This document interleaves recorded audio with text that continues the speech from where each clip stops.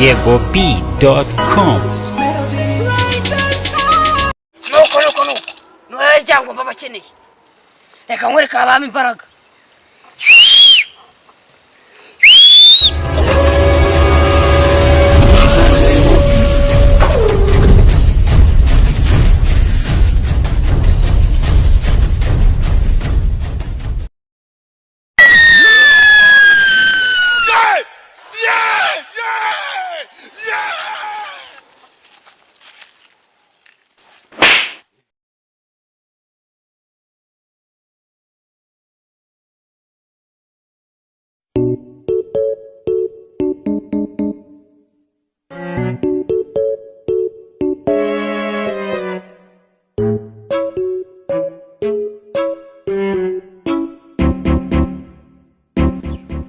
Madamu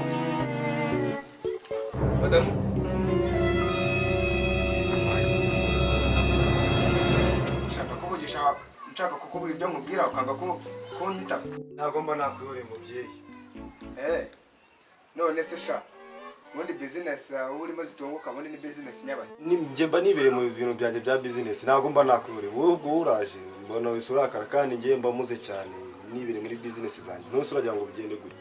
kushada mufite imyaka ingahe 35 njye mfite ngahe 55 aha none haraburi iki kutazana umugore ntutereta ubone nabyakire mbe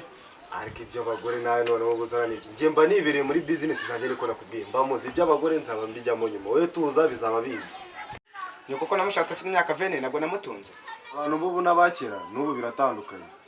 ubu bintu bya kera n'ibyo ubu ngubu nta hantu bihuriye n'ibyaka kanya ubwo tuvugana njyewe reka mbaze shaka amafaranga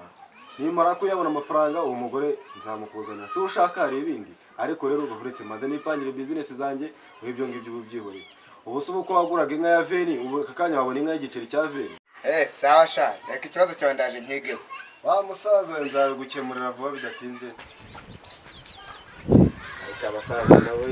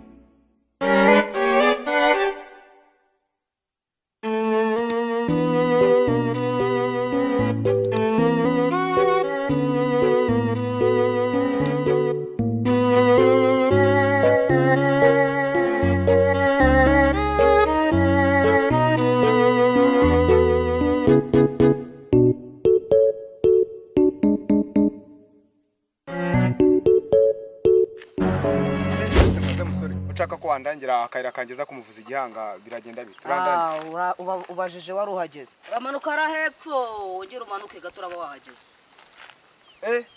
ara hepfo sawa urakoze cyane ariko tumyera amaze ngura akaba nibagiwe uraramuka umuvuguruje kubyavuga arita gukubitisha inkuba ugize arita gukubitisha inkuba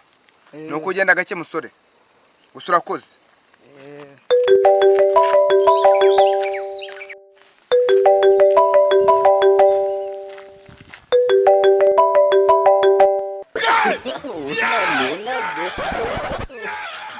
nakagana kuvundikira imbwa y'umusore wanjye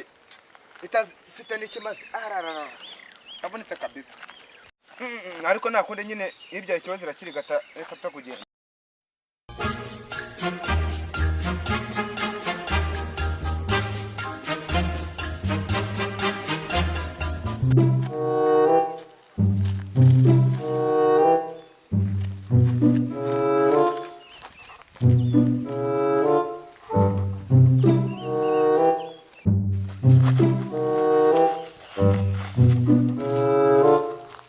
ariko none usama yaranjyana ku muganga wa Gikondo anganisha mirimbukiro kabisa pe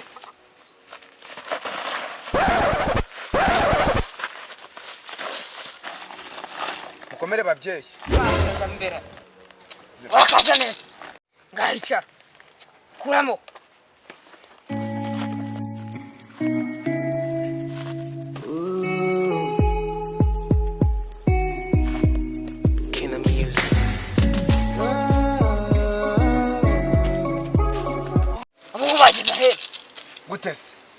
ikibazo cyawe nako buretse kukivuga ntakibonye si wa muntu wakuriraga isambu oya ikibazo ntabwo ari icyo ngicyo ni ikihe njye mfite umusore rwose yarananiye ubu ngubu ntabwo agishaka ugize ngo ufite imyaka 35 nanjye mfite 55 ubuse koko ndabigenza gute mubyeyi no gutenda umukobwa byaramunaniye basi ngazana umwana mwirerere we atumuke rwose yigire mu mujyi nkuko bajya babikora bucyakemutse cyacyemutse ntacyumvishe baho icyo usabwa rero zana imbuto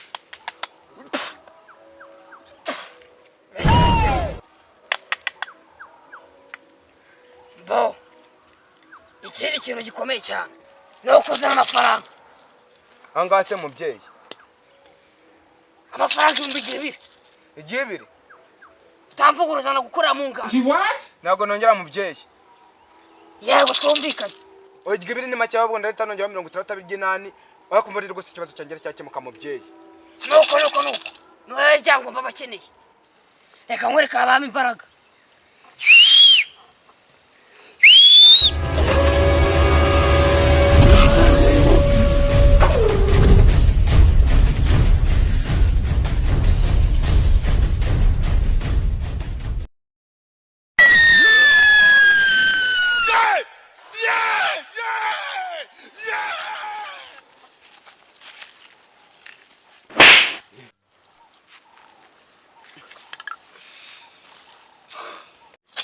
ndashaka kubona imbaraga zanjye yego noneho wabyizera murakoze mubyeyi ubu umaze kubona imbaraga zanjye yego ngiye kuguha imiti urabukoresha muri ino minsi mwamukoze cyane mubyeyi nugukozaho rikakara atakira akira uramushyira munsi y'umusego bakira uramushyira mu ifunguro rye rya buri munsi murakoze cyane mubyeyi ngaho tumuka cyatamuka vuba se nyine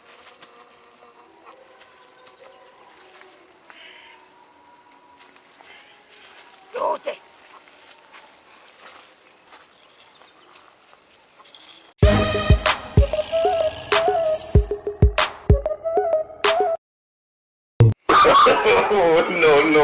No. Ija kubirirwa n'abapfumu bo.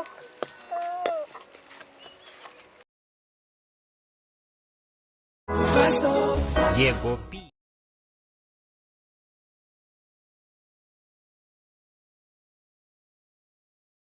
Hello. Welcome to my channel. Please leave a comment. Please like and subscribe. See you later.